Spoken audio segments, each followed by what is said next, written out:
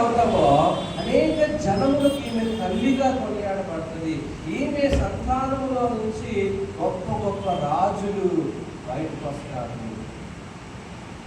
Family blessing.